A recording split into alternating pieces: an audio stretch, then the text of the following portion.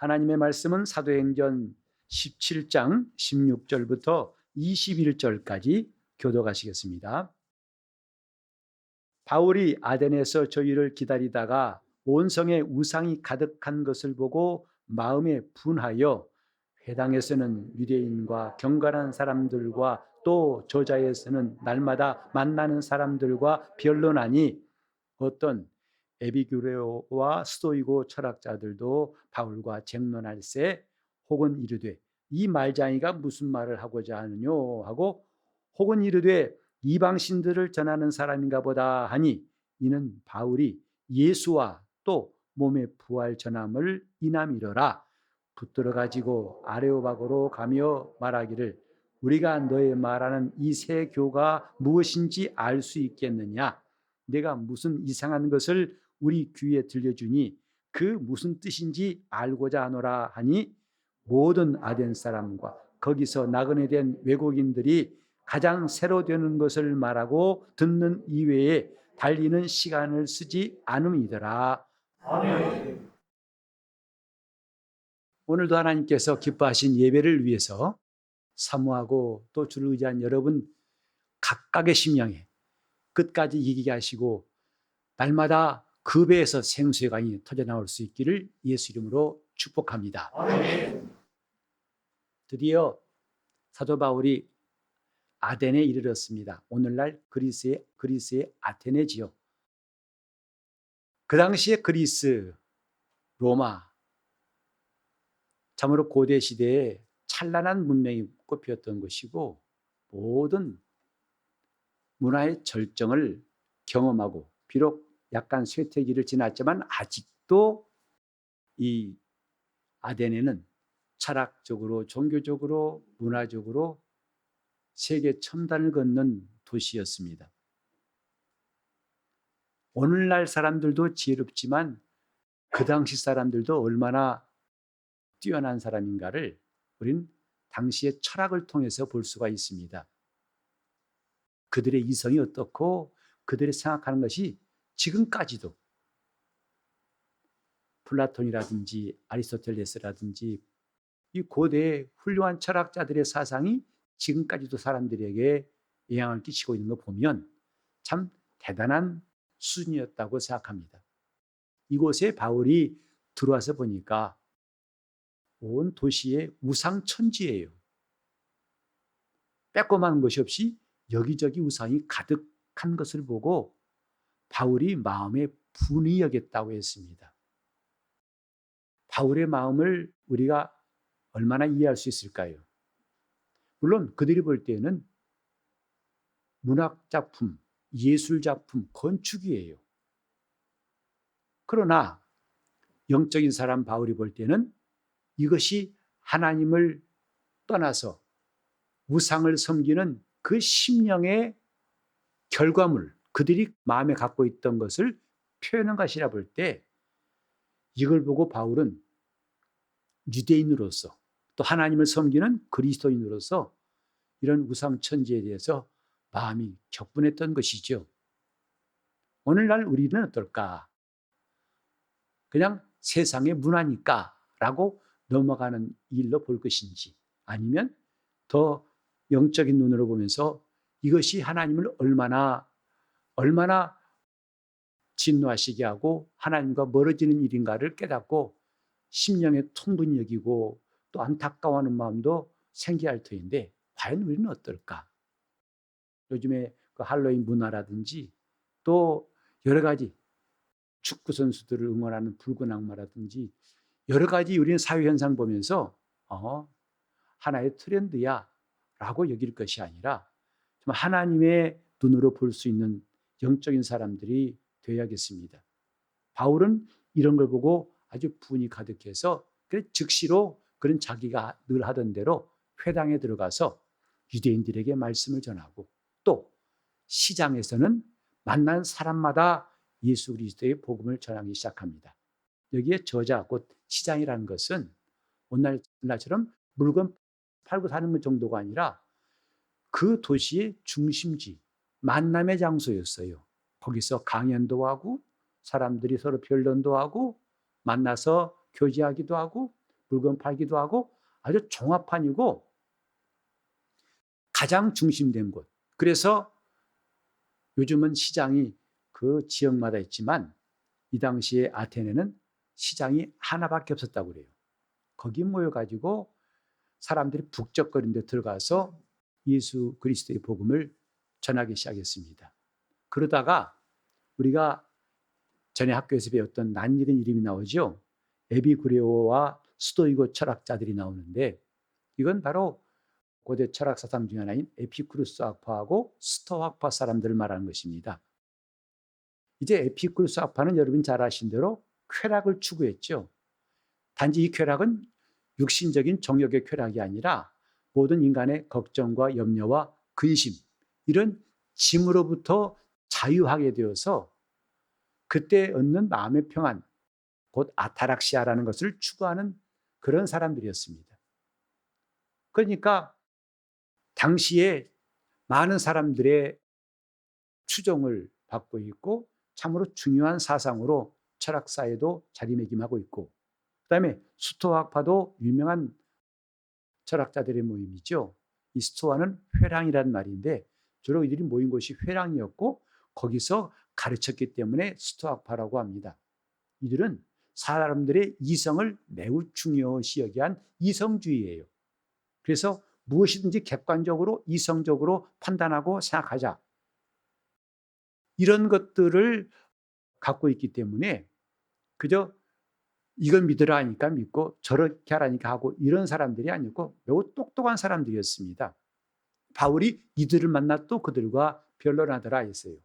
그때 그들의 반응이 여기 나와 있죠. 뭐냐면 이 말장이가 무슨 말하는 거야?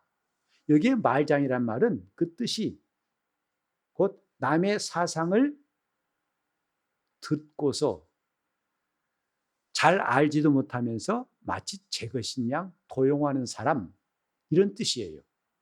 그러니까 넘겨들어 가지고 마치 제대로 뜻도 모르면서 지 것처럼 사용한 사람들. 오늘날 가끔 문제되는 논문 표절, 아마 그런 거 비슷하지 않을까 싶어요. 내 지식도 아닌데 끌어다가 내 것인 것처럼 쓰는. 그러니까 바울이 그런 말장이처럼 그들에게는 보였습니다. 또 어떤 사람 말하기를 이방신들을 전하는 사람인가 보다, 이렇게 말했는데 당시에 그리스에는 아테네에만 12신이 있었다고 합니다. 그중에는 우리가 많이 아는 신들의 이름이 나와요. 첫 번째는 제우스 신이지요. 곧 그는 천지 만물을 창조하고 통치하는 신이라 해서 신 중에 으뜸이었어요. 그리고 거기에 보면 여러분도 아시죠? 바다의 신 포세이돈이라고 아시나요?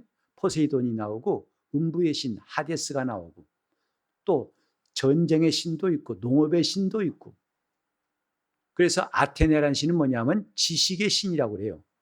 그러니까 각각의 분야를 맡은 신들이 있더라 이 말이죠. 마치 한 나라에 장관들이 여럿이 있어가지고 자기 분야를 맡은 것처럼 그들이 만들어 놓은 신이 12개인데다가 그게 끝이 아니고 이방 신들이 들어와서 그 신들을 전하는 사람들이 많았고, 그래서 또 신들을 만들고 이제 우리 뒤에 보면은 너희들이 보니까 우상들을 만들어 놓고 신들의 이름을 써놨는데 나중에 보니까 그 이름이 뭐냐면 알지 못하는 신에게라고 썼더구나, 이렇게 바울이 말했어요. 신들의 이름을 붙이다 보니까 모자라가지고 그냥 알지 못하는 신에게라고 이름까지 붙였다 이 말이죠.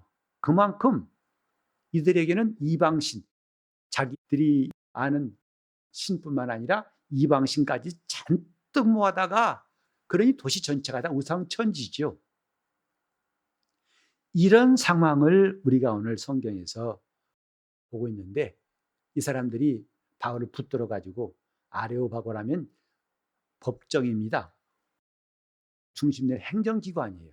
거기서 판결도 하고 중요한 일하는 그곳으로 끌고 가면서 그들이 한 말이 오늘 설교 제목입니다. 이 새 교가 무엇인지.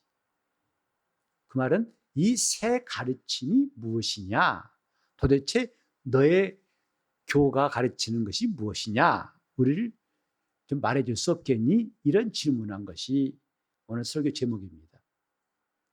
자, 우리는 지금부터 2000년 훨씬 전에 바로 그리스 로마에 있던 사람들에게 하나님 말씀이 전파되는 과정을 쭉 보고 있는데, 오늘 그리스 아테네에서 바울이 보고 듣고 말한 것이 우리에게 무슨 메시지를 줄 것인가? 단지 강 건너 불구경하듯이 저건 도대체 글쎄 저런 사람도 있었고 저런 일이 있었네, 이걸로 끝날 일이 아니라는 것은 짐작할 수 있죠. 어쩌면 세월이 흘러가지고 2000년이 지났지만 이 당시에 아테네 사람들이나 오늘날 현대인들이나 기가 막히게 똑같은 점이 있다고 생각합니다. 그게 뭐냐면 우상을 드리고 있는 것이다 이 말이죠. 우상이 뭔지 아시죠? 우상은 종교와 뗄래야 뗄 수 없는 거예요. 종교에서 우상을 만드는 것은 거의 필수 불가결한 것이라 할 수 있습니다. 즉, 그 종교에서 말하는 신을 형상으로 만들어 놓은 게 우상이에요. 그렇다면 그 신은 누구냐? 여러분, 기독교는 종교라 생각하십니까? 아마 대부분 사람들이 아니라고 할 겁니다. 하지만 우리는 그걸 알고 말해야 돼요. 왜 아닌지를 알고 말해야 됩니다. 내가 종교인이 아니라는 사실을 우리는 단지 종교에 대한 거부감 때문에 나는 아니야, 이게 아니고 제대로 알고 나는 종교인이 아니라고 말할 수 있어야 되는데, 종교는 무릇 사람이 만든 신을 섬기는 거예요. 그 신이 존재했다는 것 자체가 신화예요. 근거가 없어요. 우리나라도 신화가 있죠. 단군 신화, 여러분도 아실 거예요. 우리는 곰이 낳은 자손이라는 거죠. 여러분 그걸 진실을 믿으십니까? 하지만 대한민국에는 단군 신화라는 게 존재하고 있어요. 그건 누군가 지어낸 거겠죠. 모든 종교는 이와 같습니다. 신화가 있어요. 자기 그 종교를 연 사람이 있는데 그 신은 사실은 사람이 만든 거예요. 원래 그 신이 존재했다고 한 증거가, 또 지금도 그것을 확증할 수 있는 증거가 없어요. 근데 기독교는 참 특별하게도요, 그 신앙 가운데 하나님이 계신다는 것을 강조하고 또 그가 지금도 살아 역사한다는 것을 증거하는 것이 다른 종교와 두드러진 차이점이에요. 왜? 우린 그것이 신앙의 핵심이거든요. 많은 종교들은 자기 신에 존재한다는 걸 그렇게 강조하지 않습니다. 별로 중요하지 않아요. 그리고 자기가 다만 자기 열심을 다해서 종교에 매진하는 것, 그것 자체의 의미를 둬요. 그 신이 정말 살아있느냐? 좀 세계의 여러 종교들, 대표적인 종교들로 있습니다만 그 신이 살아있고 지금도 너와 함께하고 있고 일하고 있다는 것을 강조하는 신앙은 기독교밖에 없을 것입니다. 그만큼 우리 신앙은 종교와 다르다는 것, 그건 시작부터 다르다. 곧 사람들이 종교를 만든 것은 자기를 위해서 만든 거예요. 자신들의 필요를 위해서 신을 만들고 우상을 만들고 종교를 만들어 섬기는 거죠. 그러니까 없는 것을 있다고 하고 시작한 것이다 이 말이죠. 그러나 우리 신앙은 하나님이 계시지 않다면 신앙은 존재할 수가 없는 거예요. 그분이 계시기 때문에 우리 신앙이 존재하는 거예요. 그분이 살아 역사하시기 때문에 우리 믿음도 담대하고 이길 수 있는 능력을 갖게 되는 거 아니겠습니까? 성경에 말씀했어요. 믿음이 없이는 기쁘시기 못하나니 하나님께 나간 사람은 반드시 그가 계신 것과 그가 자기를 찾는 자에게 상 주시는 분이심을 믿어야 할지니라. 이것이 시작이에요. 그러나 종교는 그런 기원과 시작은 별로 문제가 안 돼요. 다만 지금 내가 얼마나 열정적이고 얼마나 내가 거기에 몰입하고 있느냐, 그것의 가치를 더 우선하는 거 아니겠습니까? 참 저 사람은 열정적이야. 아, 대단해. 불교를 우리나라에 전파한 이차돈도 목 잘려 순교했다고 하죠. 대단한 거 아니겠어요? 기독교인만 순교하는 거 아니에요. 하지만 우리는 잘 알 것은 뭐냐면 나는 지금 만든 신을 섬기고 있느냐, 아니면 처음부터 계신 그분을 섬기느냐, 이 차이점은 분명해야 한다 이 말이죠.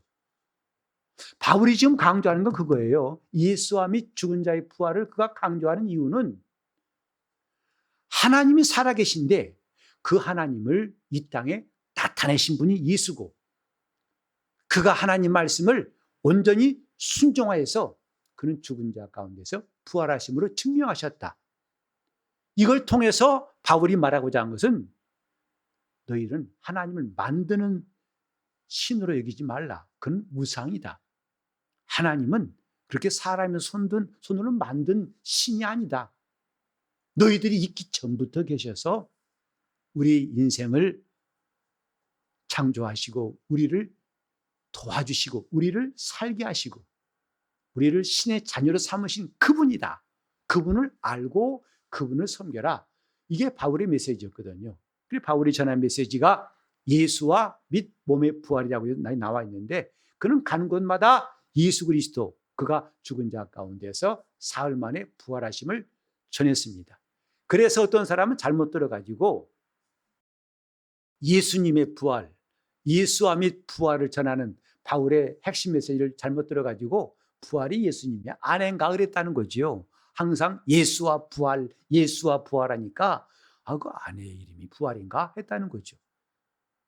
그만큼 바울은 지금 강조하고 알리고 싶었던 게 뭐냐면 저 우상과는 상종도 할 수 없는 살아계신 하나님, 그가 보내신 예수와 그가 죽은 자 가운데 부활하신 이 복음의 핵심을 그는 정말 전하고 싶었습니다.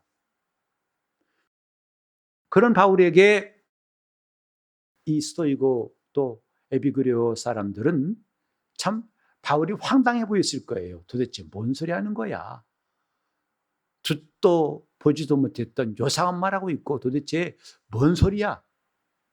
그래서 이제 그 다음에 보면은 바울의 설교가 나옵니다. 22절부터는 바울의 설교가 나오는데, 우리가 여기서 꼭 좀 기억할 게 뭐냐면 과연 나는 하나님 앞에서 어떤 신앙인인가 이거죠.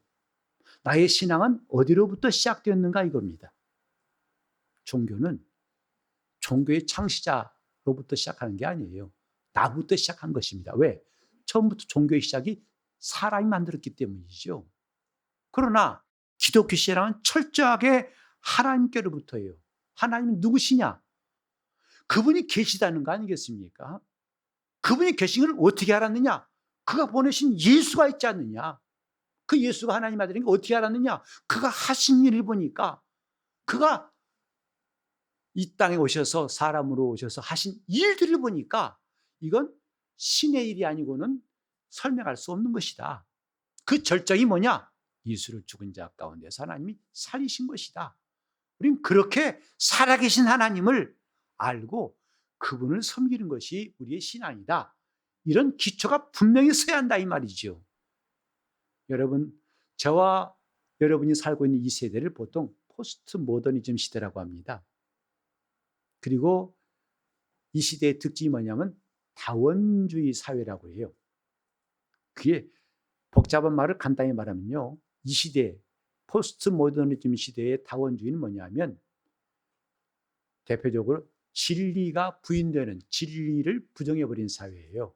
즉 절대 기준을 완전히 없애버린 사회입니다. 그건 뭐냐? 다 자신이 기준이에요. 내가 기준이기 때문에 이제는 내 종교를 나에게 강요하지 마라. 이른바 차별금지법이라는 것도 그런 것을 위해서 만들어지는 거거든요. 각각 네가 믿고 살아. 왜 남에게 가서 전도하고 그 신이 어떻고 저떻고 하지 마. 괜히 그 사람 귀찮게 하는 거야. 그 사람 권리도 인정해 줘. 이런 식으로 얘는 상대적으로 절대적인 진리를 상대적인 진리로 만들더니 급기야는 그거마저도 무너져 버린 게 지금이에요. 각각 다 자신이 기준이에요. 그래서 이제는 어느 종교라는 우상이 아니라 개인의 우상들이 각각 자기 속에 있는 시대가 지금입니다. 심지어는 교회에 나와서 신앙생활하는 사람일지라도 자기 마음속에 우상 가지고 얼마든지 하나님을 섬길 수 있어요. 여러분이 요즘에 나오는 기독교 서적들 보면요, 심심치 않게 그런 말들을 많이 듣습니다. 요즘 현대인들은 자기의 신을 섬기고 자기가 만든 하나님을 섬긴다는 거죠. 여러분 참 생소한 말 아니겠습니까? 하나님 어떻게 만들 수 있습니까? 그분이 만물을 지으셨지 어떻게 인간이 하나님을 만들 수 있습니까? 그게 지금 모습이라는 거죠. 즉 내가 원하고 내가 생각하고 내가 주장하고 내가 필요로 하는 그런 신을 본인이 만든 거고 그 신을 자기가 믿고 있다는 거예요.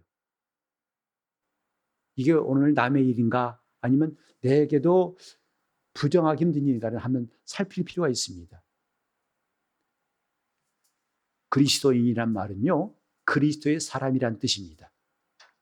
다시 말해서 예수 그리스도가 그 안에 있는 사람이란 뜻이죠. 여러분 이렇게 추운 날 문득 생각나는 게 뭐냐면 찐빵이에요. 따끈따끈한 찐빵. 호호 불어가면서 찐빵 먹었던 기억납니다. 근데 그 찐빵에 진짜 중요한 맛은 앙꼬예요. 팥으로 만든 앙꼬가, 달콤한 앙꼬가 있기 때문에 사실 따뜻한 찐빵을 깨물면서 소망이 뭐죠? 얼른 앙꼬를 만나고 싶은 거 아니겠어요? 그게 씹힌 순간에 달콤한 맛, 추운 겨울에 이 맛이야. 만약에 근데 찐빵에 앙꼬가 없어 보세요. 뭐라 먹습니까? 마찬가지로 그리스도인인데 그 속에 예수가 없다면, 내 안에 예수가 없다면 과연 무슨 의미가 있느냐 이 말이죠. 바울은 말했어요. 고린도후서 13장 5절에 네가 믿음에 있는가 네 자신을 시험하고 스스로 확증하라. 내 속에 예수 그리스도가 계신 것을 내 스스로 알지 못하면 나는 버리운 자니라 이 말이에요. 이처럼 포스트 모더니즘 시대에 다원주의 사회가 된 이때 살고 있는 우리는 2000년 전에 아덴에 사는 사람들, 곧 각각 우상을 붙들고 사는, 이 우상 하다가 심심하면 또 다른 거 만들고 또 호기심에서 만들었다가 재미없으면 또 만들고 이런 것들, 이런 사람들과 우리 사이에는 공통점이 있다고 보이지 않습니까?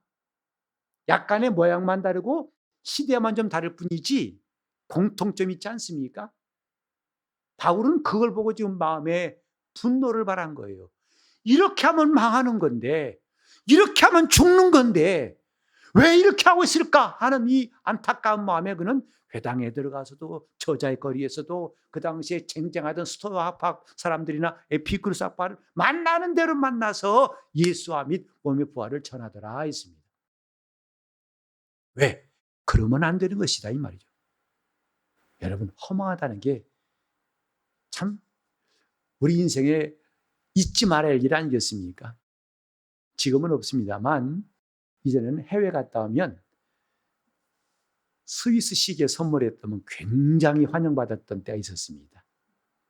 그래서 그것도 꽤나 많은 돈입니다. 이렇게 사와가지고 이번에 내가 해외 갔다 온데 선물이라고. 그러면 입이 한 지방 만에 벌어져가지고 좋아합니다. 당신밖에 없다고. 맞아요. 그래서 이른바 롤렉스 시계나 오메가나 이런 시계를 받아보면 황홀해가지고 그래서 괜히 그러죠. 아유 오늘따라 왜 손목이 가렵지. 남들이 안 봐주니까 답답해서 그런 거죠. 나 뭐 찼어 좀 봐줘. 이게 얼마나 좋은 건데 이게. 근데 누가 감정한 사람이 보더니 가짜래요. 짝퉁이래요. 그게 허망한 거 아니겠어요? 진짜라고 잔뜩 정말 자랑스럽고 또 그 사람도 돈을 많이 주고 사왔는데 가짜예요. 신앙도 가짜가 있다는 사실을 성경은 경고하고 있습니다. 가짜. 마태복음 7장 21절에 주님 말씀하셨죠. 그날에 많은 사람들이 내게 와가지고 주여 주여 우리가 주 이름은 선지자 노릇하고 주 이름으로 귀신 쫓고 이렇게 했습니다. 그때 주님이 그들을 반기고 환영할 줄 알았더니 뜻밖의 말씀이 뭐죠? 나는 너희를 도무지 알지 못한다. 이 불법을 행한 자들을 바깥 어두운 데 내어 쫓아라. 이런 허망함과 다를 바가 있겠습니까?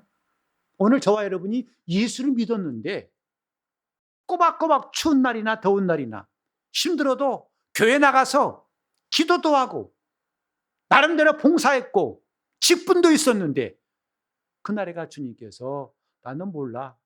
정말이요? 진짜 몰라. 너 여기 있을 때 아니야. 너 나가라.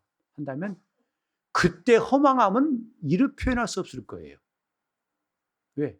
그게 진짜가 아니었기 때문이다 이 말이죠. 다시 말해서 그는 자기 마음속에 우상을 드리고 살았던 거죠. 예수가 아니라 자기가 만든 예수.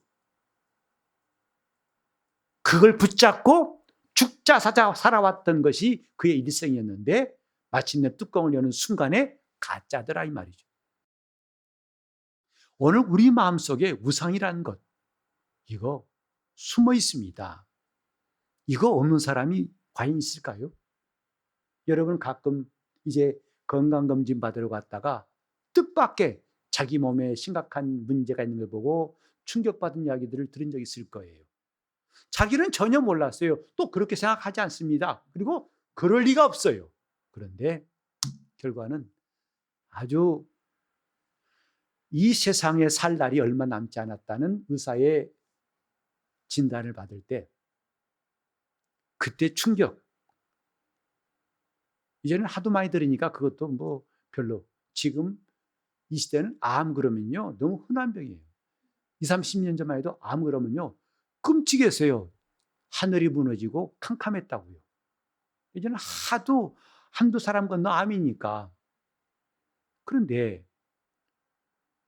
그렇게 많이 들었으니까 좀 감각이 둔화됐다고 안심할 게 아니라 정작 우리가 충격받을 수밖에 없는 문제가 아직 남아있다는 거예요. 암이 아니라 남아있다는 거죠. 뭐냐? 우상을 드린 신앙은 나중에가 큰일 난다는 것이죠. 큰일 난다 이 말이죠. 성경이 말씀하시길 하나님과 우상을 어찌 같이 섬길 수 있겠느냐 하셨어요. 우상이 있다면 내 안에 예수가 없는 겁니다.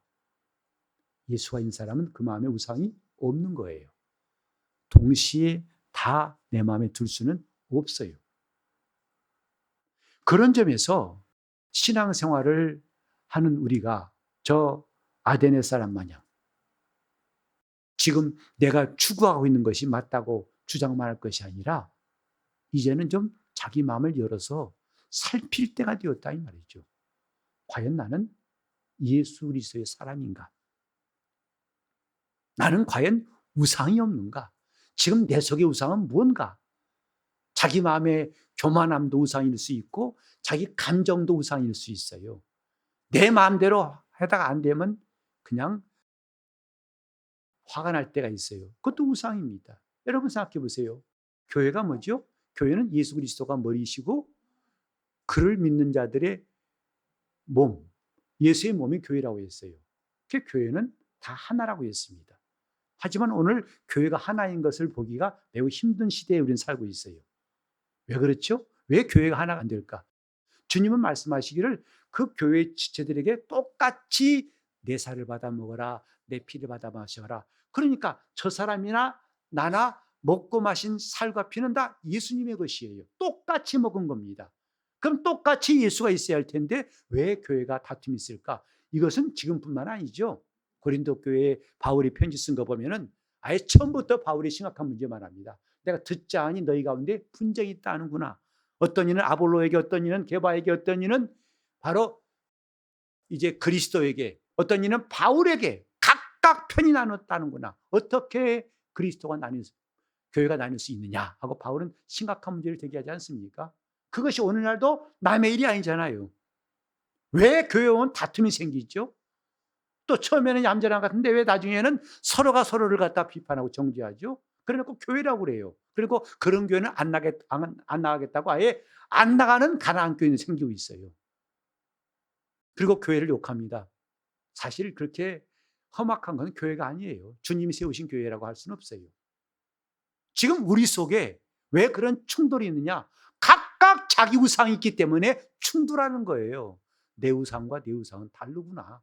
너 왜 그래? 내가 맞지. 이런 것 때문에 결국은 심각한 분열이 오고 교회가 큰 아픔을 겪는 거죠. 지금 오늘 이 성경 보고 우리가 좀 돌아보고 싶은 것은요. 과연 내 속에는 우상이 없는가? 있다면 어떤 우상인가?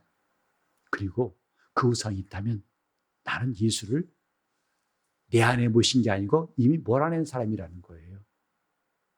그리스도와 상관없는 사람, 나중에 그분 앞에 설 때 가짜라고 판정받을 수밖에 없는 사람이 될 수 있다 이 말이죠.